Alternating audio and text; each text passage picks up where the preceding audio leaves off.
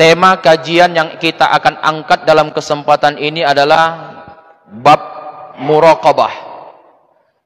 Terdapat dalam kitab Riyadhus Shalihin halaman 44. Mudah-mudahan kajian yang kita paparkan dalam kesempatan ini sesuai dengan apa yang diharapkan oleh Ketua BKM dapat memicu peningkatan kualitas keimanan dan ketakwaan kita kepada Allah Subhanahu wa ta'ala, terkhusus kepada para jamaah dan para hadirin yang dirahmati oleh Allah dimanapun Anda berada. Bismillahirrahmanirrahim. Muraqabah. Apa itu muraqabah? Muraqabah itu adalah sesuatu kepercayaan yang selalu diawasi. Bapak dan Ibu, salah satu bukti keimanan kita di hadapan Allah Subhanahu wa ta'ala, dan kita harus meyakini bersama, karena ini adalah merupakan rukun iman, yaitu percaya kepada Allah, percaya kepada malaikat-malaikat Allah,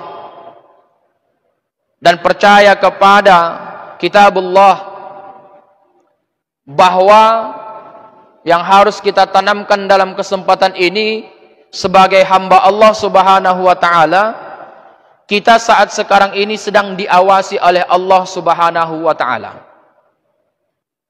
Kita saat sekarang ini sedang dipantau oleh Allah Subhanahu wa ta'ala. Kita saat sekarang ini dilihat oleh Allah Subhanahu wa ta'ala. Bahkan sampai-sampai apa yang kita lakukan di dalam hati kita ini Allah tahu. Makanya hadirin yang dirahmati oleh Allah Subhanahu wa ta'ala,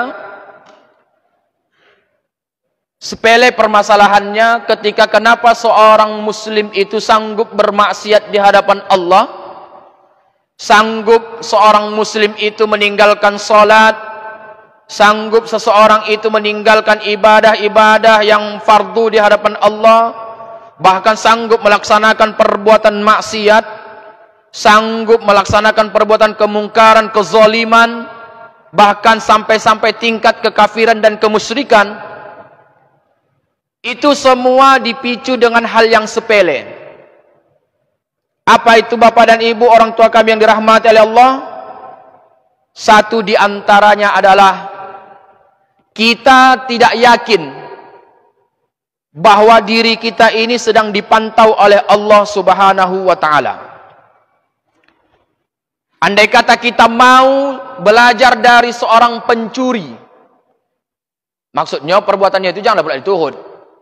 Tapi ketika dia melakukan aksi, walaupun di hadapan orang yang ramai, pasti seorang pencuri selalu berhati-hati.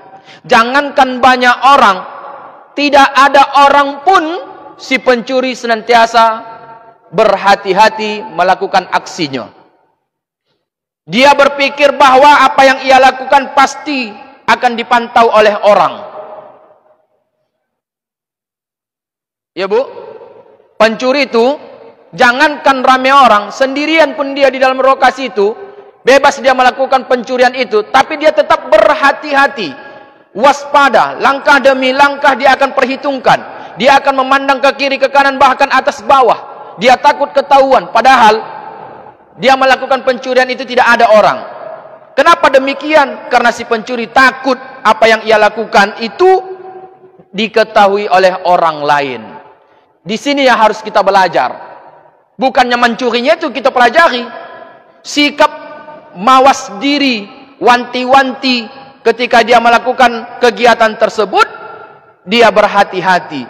Hendaknya seorang mukmin, yang dikatakan seorang mukmin, orang yang beriman, yang jelas meyakini adanya Allah Subhanahu wa ta'ala, maka dia harus lebih berhati-hati lagi daripada si pencuri.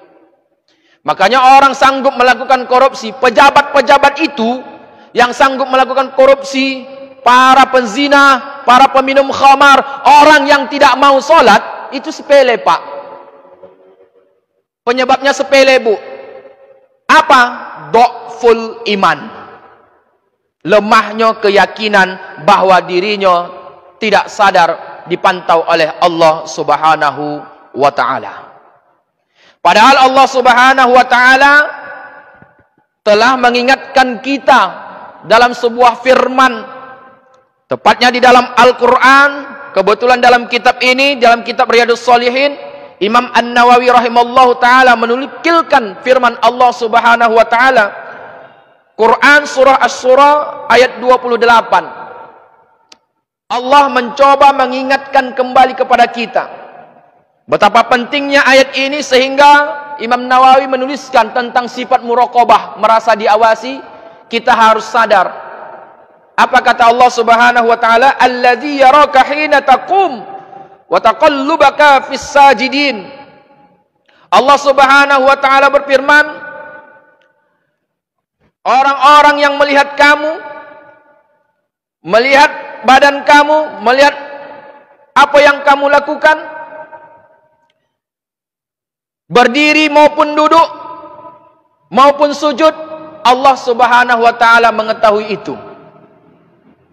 Bahkan di ayat lain, hadirin yang dirahmati oleh Allah, wa huwa ma'akum ainama kuntum. Dimanapun kamu berada, kata Allah, di situ ada aku, kata Allah. Bahkan di ayat lain, innallaha la yakhfa alaihi say'un fil ardi wala fis sama. Tidak ada sesuatu yang tersembunyi dari pandangan pengawasan Allah Subhanahu wa ta'ala, baik di langit maupun di bumi. Terakhir, Allah Subhanahu wa ta'ala mengatakan, inna rabbaka labil mirsad. Sesungguhnya Allah Tuhan kita senantiasa mengawasi kita. Nah, dari dalil-dalil ini, hadirin yang dirahmati oleh Allah Subhanahu wa ta'ala, Imam Nawawi mencoba mengingatkan kita untuk senantiasa mawas diri. Kenapa? Karena kita adalah hamba Allah yang senantiasa diawasi. Apapun yang kita kehojokan, Allah tuh tahu. Sampai-sampai nanti sekecil apapun yang kita kerjakan, itu nanti kelak kita akan pertanggungjawabkan di hadapan Allah Subhanahu wa ta'ala. Wa may ya'mal mithqala dzarratin khairan yarah. Sekecil apapun yang kita lakukan, kelak nanti di akhirat akan dipertanggungjawabkan di hadapan Allah. Andai kata itu baik, maka Allah akan balas dengan kebaikan. Tapi jika perbuatan yang kita lakukan itu buruk, maka Allah akan balas dengan keburukan. Jadi ma'asyiral muslimin, sidang pendengar dimanapun anda berada, dirahmati oleh Allah Subhanahu wa ta'ala yang sangat saya muliakan karena Allah. Maka kembali kepada konsep, khususnya kepada para jamaah, jangan pala guna heran Pak BKM. Kenapa Bapak BKM mengatakan tadi sedikit? Itu wajar. Karena mungkin sebagian jamaah kita pada saat ini imannya sedang down, sedang turun. Mereka merasa mereka tidak diawasi oleh Allah, padahal Allah sudah menitipkan dua makhluknya di dalam diri kita.